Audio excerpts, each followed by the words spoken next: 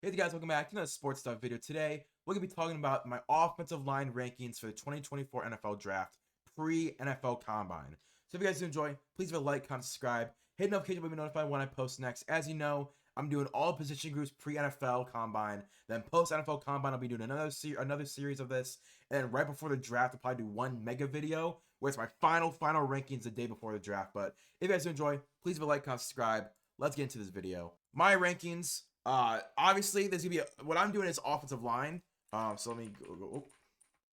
So obviously, what I'm doing is offensive line rankings. So it's both tackle, guards, and centers. The thing is, my top three guys are all tackles, but I still want to mention guards and centers. So the first guy I want to do an honorable mention of is gonna be Christian Haynes. In my opinion, Christian Haynes is the best guard in this class. I think that while guard has a lot of depth, this is not the top 25, 30, 45 prospects that are any of them are guards. I do think that around 45 to 50s where I would put Christian Haynes in my top 50. He's the best guard in the class. His versatility at left guard or right guard is something that really needs to be mentioned.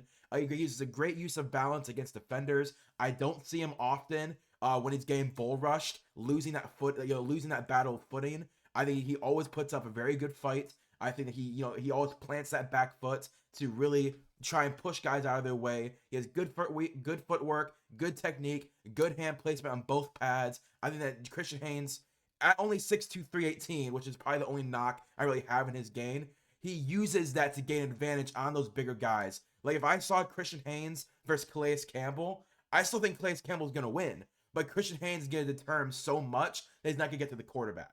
And I think that's what you're going to see a lot from Christian Haynes in his career, is that you're going to see him, I wouldn't say dominates, but I would say using every tool in his tool bag to limit you as much as he physically can. And a lot of times, if he can go to a team that with a quarterback in under 2 seconds gets the ball out, or around 2 to 2.3 seconds, I think that Christian Haynes could be a very valuable guard for you.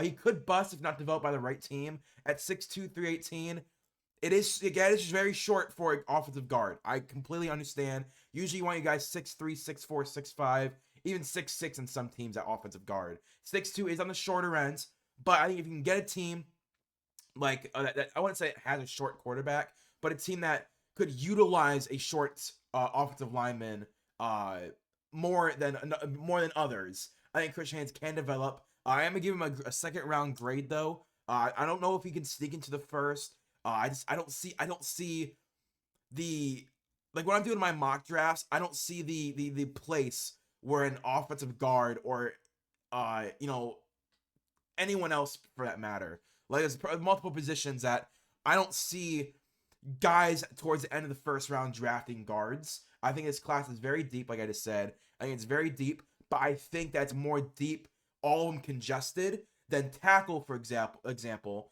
It's pretty deep, but it's deep in the first 2 rounds of talent, right? I think there's a lot of tackles in the top 80, 90 prospects, but from 90 to 250, I don't see a whole lot of starting tackles. But for guards, I think from 45 to 100, you find 8, 9, 10, 11 guards that could realistically start day one. I think Christian Haynes is the best of that field. I think he's a second round pick. Then we have my next honorable mentions being Marius Mims. The only issue with Marius Mims, he's too often injured. If Marius Mims was not an injury prone tackle, I could see him as the best pure right tackle in this class. He has an elite frame and size at 6'7", 340, and most of that is muscle. Like if you look at this picture, that's not really fats. Like I'm a big boy, right? I'm a big boy, but it's not muscle. That is pure muscle. It feels like he excels in pass pro. He was gonna struggle at run defending, but run blocking, but he still dominates at pass pro. I think that run blocking can eventually develop as he develops. I don't think it's bad, but not as good as the guys I have above him. He's an elite right tackle. He's not in the top 3 though, which shows how deep this offensive line class is. I think Amarius Mims at a lot of different years can be a top 3 offensive lineman. The issue is he's too injury prone, and his class is too deep. And I think Amarius Mims, he's gonna go to one of those teams that like are an offensive lineman away from making the playoffs. Like let's just say, for example, right, the LA Rams get Amarius Mims. If he can stay healthy, he's their franchise right tackle, and they can cap off that offensive line. If the Seattle Seahawks grab an Amarius Mims because of how deep it is, he's a outperform his draft stock. I do have a first round grade on him. I probably would rank him, I don't know, 25 to 30 maybe. But just because of his injuries. Like if he was not injury prone, he'd be a top 15 prospect. But I gotta take injuries into account. I think Amarius Mims is more of that end of the first round guy. Then we got Jackson Powers Johnson, the center from Oregon. My number one center, as most people's number one centers are. I love Cedric Van Pran, but again, I think for center, there's Jackson Powers Johnson, Cedric Van Pran, everyone else. Low Bimmer, if you want to throw him in there as well. I still have Cedric Van Pran above Low Bimmer, but I think that Jackson Powers Johnson is not only the best center in the first round, in the second round, and potentially the third round. Like, I don't know how high SVP is going to get drafted, but whatever round SVP gets drafted, every round above that, JPJ is the only draftable center. He has strong hands to negate power rushes. He's a great downfield blocker in the run game. He's the best in the offense that's going to be pulling guards like often. For example, the Cleveland Browns, we pull guards every other running play. Like we pull guards so often. I think Jackson Powers Johnson would be dominant in that type of an offense. He often stands up just a little too straight though in pass pro. I do think he needs to get better at pass protection. But when it comes to run blocking, he's a starter day one at center. He hasn't had the longest of arms, but again, when I don't mind really when guys have shorter arms, but they know how to use them, right? For example, Tyler Linderbaum, the center for the Ravens, was a first round pick. Didn't have the longest of arms, dominant, just straight dominant at center. Creed Humphrey doesn't have the longest of arms, dominant, because they know how to use that disadvantage on their body as an advantage on the field. I think he's to be a starter for a week one for a lucky team. I think he can be another piece that can cap off an offensive line. Let's just say the 49ers, for example. Maybe they can grab a Jackson Powers Johnson at the end of the first round. I have in the same area as Amarius Mims, probably 20 to 30 is where I would rank him. There's just too many good other positions that are a little higher than Jackson Powers Johnson.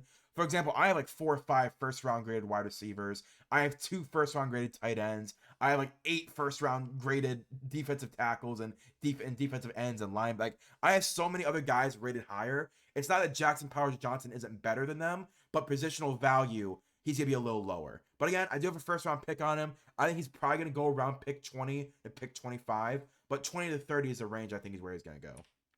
Next, we have JC Latham. I believe that's the last of the honorable mentions as well as JC Latham. Again, I think he's a more than ready NFL body. He has a 6'6", 360 build. Most of that, again, is muscle. I think he's to be a Pro Bowl right tackle if he's in a zone run scheme. If he can go to a team like the Indianapolis Colts, a team like the 49ers, a team like the Arizona Cardinals, I think he could be a Pro Bowl right tackle almost immediately. Maybe not year one, but year two, he'd be in that contention. He might be the best pure run blocker, not named Fuaga in the draft, whether that's right tackle or left tackle. He's just a pure run blocker. He has traits to move the left tackle. As a lot of my mock drafts go, I always move JC Latham over because I think that he has he's only played right tackle in Alabama, but I think with how high his football IQ is, I think he has that ability mentally to make the switch to left tackle. He can be beat by speed rushers a little too often. We saw it in Alabama with Jalen Milroe. Whenever they're going up against exceptional speed rushers like in college football, I wouldn't say he gets beat every play, but he definitely struggles more against those kind of guys than power rushers. Because again, JC Latham's a big body. He can just stop you. But if he has to like get down low and you're really bendy, I do think he struggles a little bit with that. But in my opinion, Baltimore makes the most sense. I think with their run scheme, JC Latham would be dominant. Like that is a position and a team that I think if he can get there, because yeah, I think Baltimore could be in the range for JC Latham. I do have a first round grade on JC Latham, but I think it's more pick 12 to pick 20. If somehow the Baltimore Ravens do get him a little later in the draft, not only is that a steal, but it's a franchise right tackle for them. He stays healthy. He's pass protected for more mobile quarterback in Jalen Milroe. I think JC Latham, Baltimore makes the most sense. So I do have him as a pick 12 to pick 20 type of guy. But I think he can't slip outside of 20 because of where other guys go. And like other positions, like corner, for example. I have like 7 first round graded corners. So I think JC Latham can be that guy who slips a little bit, kind of like Jackson Powers Johnson. And teams go, oh, bet we'll take him at 22 and 23. And he'll outperform guys that got drafted at 16 and 17. And those teams are going to succeed because of that. But my first official O-lineman at O-lineman number 3, I have Talisi Fuaga. And I'm going to be honest with you guys, the jump from number 4 to number 3 is not as big as number 3 to number 2 and number 2 to number 1.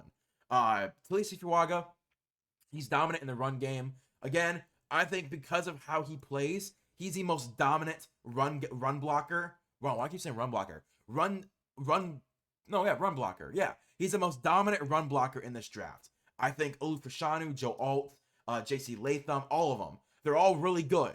But Talisi Fuaga is dominant in the run game. I think he has at least elite explosiveness off the line, which helps him dominate in the run game. He's already a step or two ahead of the defender when they're doing like an outside run. I think Talisi Fuaga is already a step ahead of them. He's already, further in the line than defensive lineman would expect, so he can, get them out of the play. I think Talisi Fuaga is just a pure run blocker who has a lot of upside as a pass blocker. But day one, I think he can. Dude, I really like Talisi Fuaga. I was not high on him up until about 3 weeks ago. I started watching film on him. He went to the bowl game. Showed really well how he played, basically, and he played really well against those defenders at the bowl. I don't know. I wouldn't say he's a dominant year one. I think he's more of a year 2, year 3 tackle. I don't think he's gonna be like a Tristan Wirfs who comes in year 1's a Pro Bowl or All Pro, wins a Super Bowl. I don't know if Talisi Fuaga has that ceiling. I think he's more of a guy who's year 1 has his thing. He's a dominant run blocker, but he's gonna get picked on in pass pro, right? I think he has a shot to rise to offensive lineman number 2, though. I need to watch a little more film. I need to see him at the combine. I need to see him at his pro day. And again, I need to rewatch I don't know if it's a Senior or the Shrine Bowl that Talisi Fuaga went to. I need to rewatch his reps against the defensive lineman. I do think, though, that he could be my biggest riser from not my tackle 3 3 weeks ago to maybe even beating Joe Alt at tackle 2. I have a top 10 grade on him, though. And as I said, my offensive lineman number 2 is Joe Alt. I am low on Joe Alt than most. Most people have him as tackle number 1. I can't. I saw him at tackle number 2. I don't see really a big deficiency in Joe Alt's game. I think he's great in the run game, great in the pass pro. He would be a consensus offensive lineman number 1 in most years. I don't think last year because of Paris Johnson Jr. And I don't think this year because of who I have next. But like 2 years ago, I think he could have been offensive lineman number 1. Next year could be offensive lineman number 1. But I think this year is just offensive lineman number 2 because of who I have at number 1. And Talisi Fuaga, again, I think could go into my number 2 spot if he continues to develop and I see more film on him and I like him a little more. He uses his footwork to gain advantage on bendy guys. That is one advantage he has on almost every other guy below him on this list. He doesn't get beat by those bendy guys, right? He's more athletic. He's more immovable than the other guys are. I think he predicts a lot better as well. He has the IQ to know where guys are going. I think he can play either tackle spot as well. I've been doing a lot of mock drafts where he moves over to right tackle because he played left tackle. I think him and JC Latham are one of the only guys in the draft in the first round at least that they could easily and quickly and smoothly make that transition. They're both athletic enough. They're both fluid enough in their game. I think Joe Alt can probably become a franchise right tackle. But if he can somehow start at left tackle year 1, I'd have no issues. But again, it does take probably about a year for that switch in your mind from right tackle to left tackle or left tackle to right tackle. Tristan Wirfs is just a different demon who did it in 3 months. Like, he's just a demon. He has a shot to be a Pro Bowl year 1, though. I think if he can go, I'm trying to think. I'm gonna guess NFC. If he can go to the NFC as a left tackle, I think he could be a Pro Bowler year 1. The AFC has too many good franchise left tackles, but the NFC, you got Trent Williams. That's really it, right? Like, I mean, you got like Taylor Decker. You know what I mean? Like, I think Joe Alt, if he can go to the NFC and be the left tackle for a playoff team, he could be a Pro Bowler year 1. I think my grade is a top 5. Again, I think Talisi Fuaga could climb, but as of right now, Joe Alt is my offensive lineman number 2. And obviously, my offensive lineman number 1 is Olu Fashanu. That has not changed for an entire year. Olu Fashanu is my guy.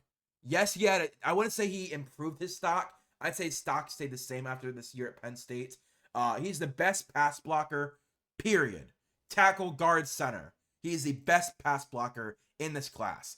I think not only does he have a high floor at run blocking, he's already has a higher floor than almost every other guy besides Fuaga, Latham.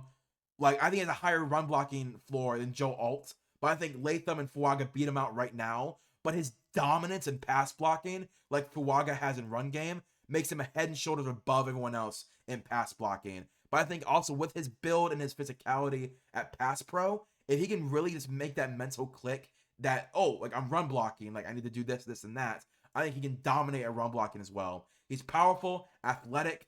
I'm very excited to see Olu Fashanu go in this class. I still have him as my tackle number 1. I'm seeing a lot of guys not even have him in the top 8, top 9 picks. Criminal. Absolutely criminal. He was my tackle number 1 last year, even with Paris Johnson Jr. He was my number 1 tackle last year.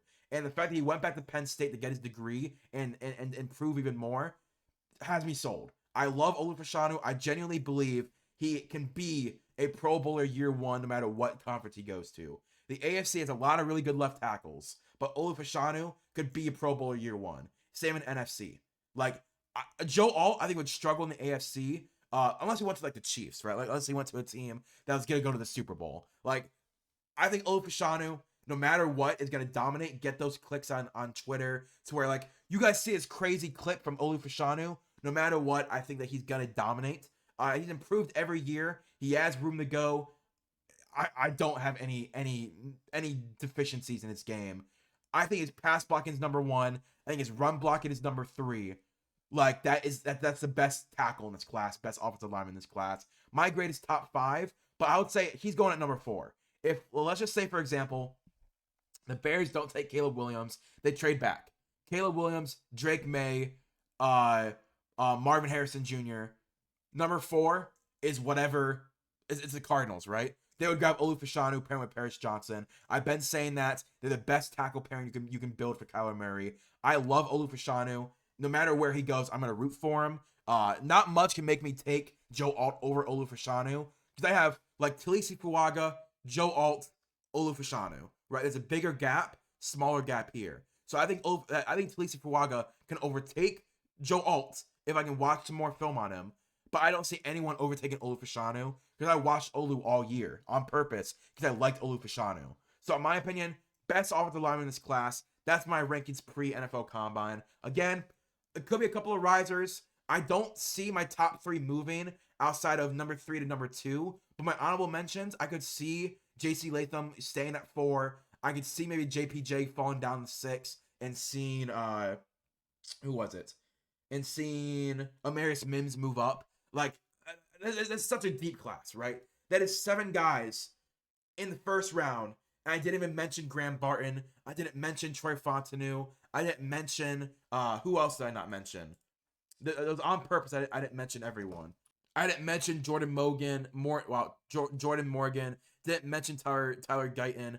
Didn't mention Patrick Paul. Kieran Amagdaji. Like, there's so many tackles that I think are second round talent and fringe first round talent. I didn't get mentioned because of how deep this class is. But yeah, that's my pre-NFL Combine rankings. If you guys enjoy, please leave a like, comment, subscribe. Hit notification bell to be notified when I post next. And I'll see you guys later. Peace and bye.